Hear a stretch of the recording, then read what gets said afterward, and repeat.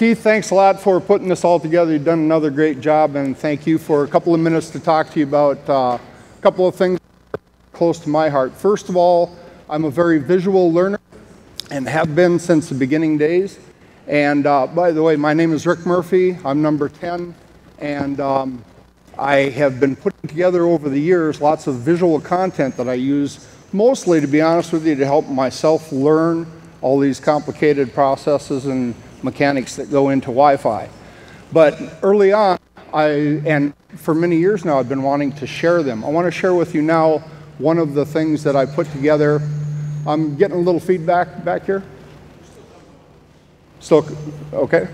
So one of the things that I put together when FCC Report and Order 1430 was released in April 2014, with lots of new channel numbers, possible new subbands for Wi-Fi, and I wanted to be able to visualize how that was going to lay out. So I built this learning tool. This is a learning tool and a teaching tool, but I have had people tell me they find it useful for planning as well. So let me show you the WITS. That's my company, Wireless Training and Solutions. So this is a channel simulator. Some of you may have seen it before. And just a quick take on how to use this. First of all, to come in and take a look at 2.4 gigahertz channels, just click on the little 2.4 gigahertz round button, and you'll see the channels laid out. The labels at the top, the numbers, are the actual channels, and when you click one of them, you'll get a predicted spectrum density mask that overlays the channel that would be occupied if you were to start transmitting on that channel. If your center frequency for channel 6, 2.437, were to be populated, that is, you start transmitting on, it will expand outwards to the edge of the filters. And that would be 10 megahertz above and 10 megahertz below the center frequency, unless you're using older technologies, HR and HRDSSS, in which case it would be 11 megahertz above and 11 megahertz below for a 22 megahertz wide channel.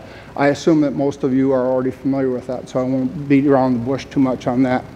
You can look and see at the edges of the spectral density mask, there will be a, on the right-hand side, a plus 10 and a plus 11, and at the left-hand side, a minus 10 and minus 11. So if you're laying out 2.4 gigahertz channels and looking at HR and DSSS channels, you would look at the 22 megahertz occupied channel.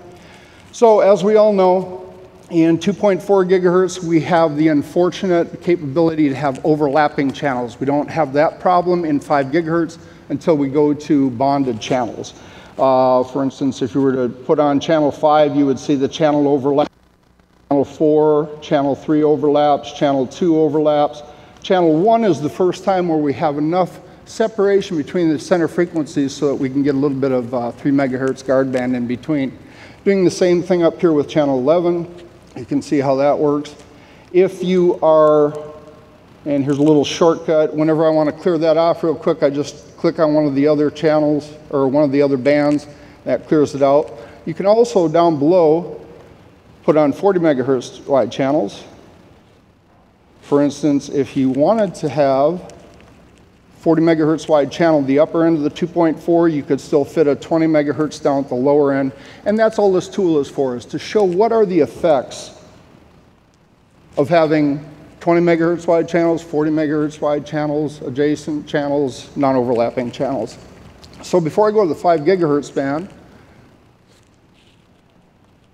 click on the info screen, you'll see the rules that were brought to us from Report and Order 1430. And these are the new FCC rules. Chuck showed you something similar to this earlier on, and I really like the graphics that Chuck had. But what I wanted was a way that I could do what-if scenarios, so I could lay out incumbent 20 megahertz and neighboring 20 megahertz channels and show what's the effect if I bring in a 40 megahertz channel, or even an 80. And for that, these are the rules and regulations. You'll see them under the info screen. As far as I know, none of this has changed. The red areas, Uni 2B and Uni 4, are potential new channel spaces for us, frequency spaces. If you were to go to 5 gigahertz, Clicking on the 5 gigahertz button will automatically bring you to the, let's call it the classical 5 gigahertz channels, 20 megahertz and that was available in 802.11a, and 2040 megahertz that was available to us from 802.11n. This uses the old channel pairings, 36, 1, 40, -1, like that. So you can click on these, you can see the effect of putting a 40 megahertz down. You can actually stack these channels on. But then, of course, when 802.11ac came out and Report and Order 1430, there was several changes, including the way that we even name the channels and the new subbands. So if you want to see that, you would click down here on this button that says 802.11ac, and with let me go back. These don't always clear out. Sometimes you have to manually clear them out. Like so. Now go to 802.11ac. We see the new channel names, subband names. We see the new designations.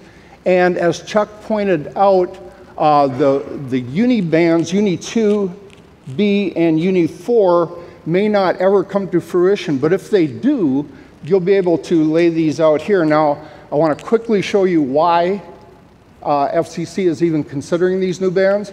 As Chuck pointed out, there's only 2 at this time 160 megahertz non-overlapping channels, full contiguous 160 megahertz wide channels. The idea of Uni 2B is to add a 3rd, and also with the addition of Uni 4 at the top of Uni 3 would give us a 4th, if that happens. Whether or not we'll ever get all those channels, anybody's guess at this point. You can close them off, and you can then look at the new channel pairings. Still the same thing, 36, 1, 40, -1 also has a new name of channel 38. The thing about that new naming convention doesn't really tell you which is primary. And it's important for us to know which is the primary channel. That's where all of our beacons and all of our main management traffic is going to be centered on. So we need to be able to lay out, if I've got a 36 incumbent or a 20 megahertz incumbent on 36, what happens when I lay out a 40? Well, that should work pretty good as long as the primary channel of channel 38 is on channel 36. I think you all know what I'm talking about there.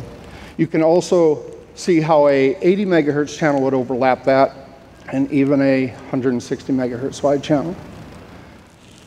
So that's the basic idea of the WITS channel simulator. You're probably wondering what good that does for you, because how can you get to it? So we've made this available in the past, again thanks to Devin, and I would just like to take the time to announce right now, thanks to my good friend Devin and another good friend Scott Williams. We've been together many years. Devin, I think you just sent a tweet out getting the band back together, and we're all glad to be here and enjoying this time.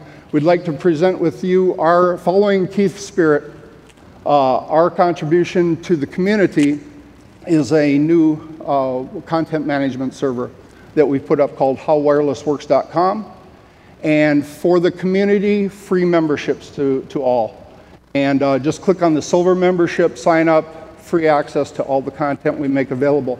There are 2 paid membership levels. Those are more for corporate customers and sponsors who are really underwriting the cost here and helping us present this to you with no charges. In this area here from the home page, where it says resources, animations, you'll see I've got some of my content now. On Thursday, I'll give another presentation, Understanding OFDM, and in that presentation, I'll have maybe 15 or 20 additional animations. Many of those will find their way for your free use on this animations page. And for those of you who are instructors teaching CWNA, CWSP, CWAP, and who did I forget, DP? And DP, I have years and years of animated content, dozens and dozens of animations like this that I want to share with you all. I've been wanting to for years. Now we have a place to do it, and my content will find its way onto this animation page for your use. And each one of the animations will have comments, so if you disagree with something in there, if you want to help me improve it, or what have you, please feel free to comment. Look forward to seeing all that. And with that, I'd like to say thank you very much. And